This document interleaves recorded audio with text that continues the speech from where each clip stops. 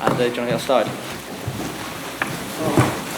So obviously a cruel way to lose, but you can be proud of everyone you're proud of. Yeah, I think so. I think, firstly, congratulations to Luton, because once the game's over and done with, you've got to congratulate the winners, and they've come out on top today.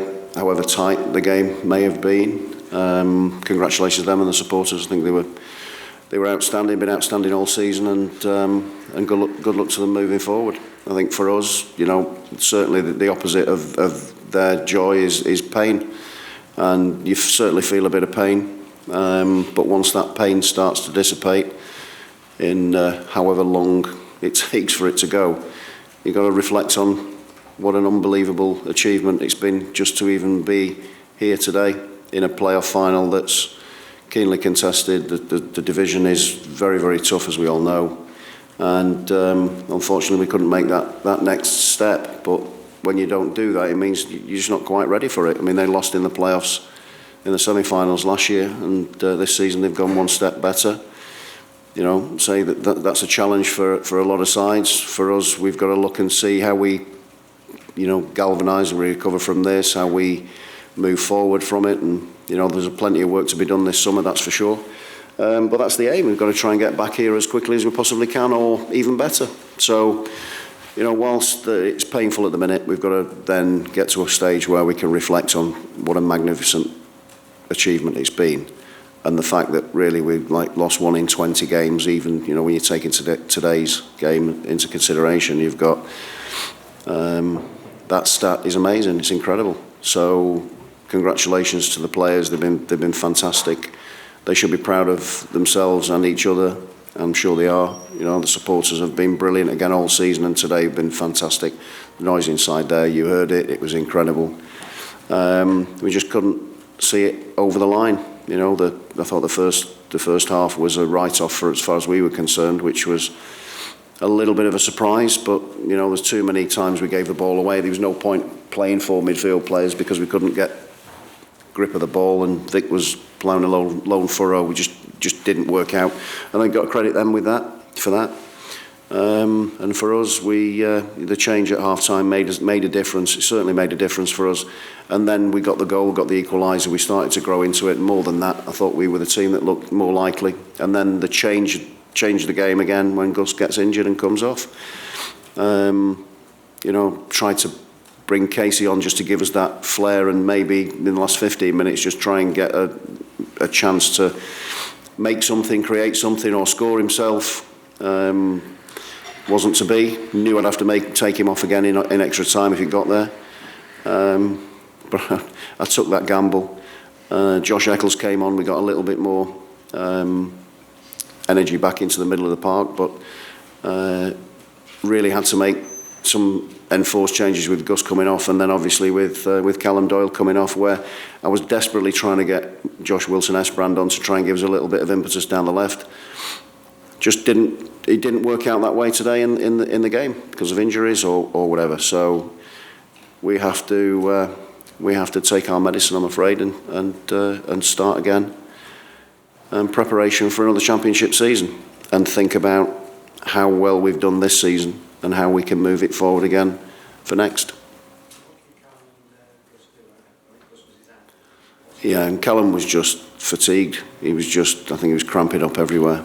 But the 2 changes that I had to make there were, it was certainly a blow. And for Gus to come off, it was a blow. Pans then came on, and he wasn't up to the speed of the game. Tried to roll his foot over the ball and gets the ball taken off him, and we were lucky, when the referee had seen an infringement, which gave us the chance to go to penalties in the first place, because that would have been difficult to come back from that. But then again, they've given absolutely everything, and they should be really proud of themselves, and like I say, in each other. As you'd expect, devastated. I think that somebody has to miss. Somebody's going to save it. Somebody's going to miss.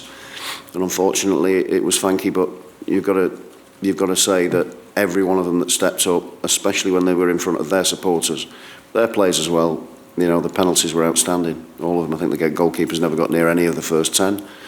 And then Fanky just leant back and he was trying to smash it in, and unfortunately for us it went wide, high and not so handsome, but he'll come back from it. You've got to do, you know. I think this is part of sport, you know. Whilst it's very, very disappointing and the magnitude of the game is such, then you know you have to say how brave and courageous they were for even stepping up in the first place. And it's obviously a big summer ahead now, isn't it? Are you hopeful you can still keep your big players? Well, I don't think that's really a question for now. I think we've got to sit and think about this and let it sink in and reflect on it. But again, you use this as fuel to come back stronger. I think if you can't do that, then you're in the wrong sport, you're in the wrong game, and we have to use that, you know, to strengthen us, to galvanise us to come again. Anyone else? Were you surprised at the first half, Mark? You never really got that first goal. It was difficult. No, yeah, I think that's probably right. That's fair. You know, I thought we were as poor as we've been, but then at half time to get in at 1-0 was a relief. You know, and then to sort of try and speak to them and give them the right information and to ask a few questions of them, and you know, they came out in the second half and played the way that we know we can play. But you know, if you play the way that we set up in the first half, then you have to have the confidence to play it. We turned the opportunities to play down, you know, and that's a lot to do with them and the way that they pressed and the way that they marshalled and kept Vic quiet. But Vic's been carrying an injury for the last probably 2 or 3 weeks, so he's laid low anyway. So there are injections and trying to get through the game anyway, both him and Gustavo. So you're sort of a little bit, you know, looking and hoping a little bit really that they don't get clattered again, and it really impedes them, because it's impeded them a little bit for a few weeks now. But having said that, you know, we grew into it. Gustavo scored a brilliant goal. You know, Victor's worked his way inside, great little ball back for him to come onto and slide in. And from that point on, I thought there was only going to be one winner. I thought we were really on top in the game, and the only change in impetus was when Gus rolled his ankle and had to come off. And that was a blow, you know. Then you've got to try and twist a little bit. Well, you've got a choice, stick or twist. I decided to twist and see if we could go and win it in normal time. I thought we were on top and it was worth doing. So, you know, those are the decisions that you have to make from time to time. You know, we've just run out of squad, really.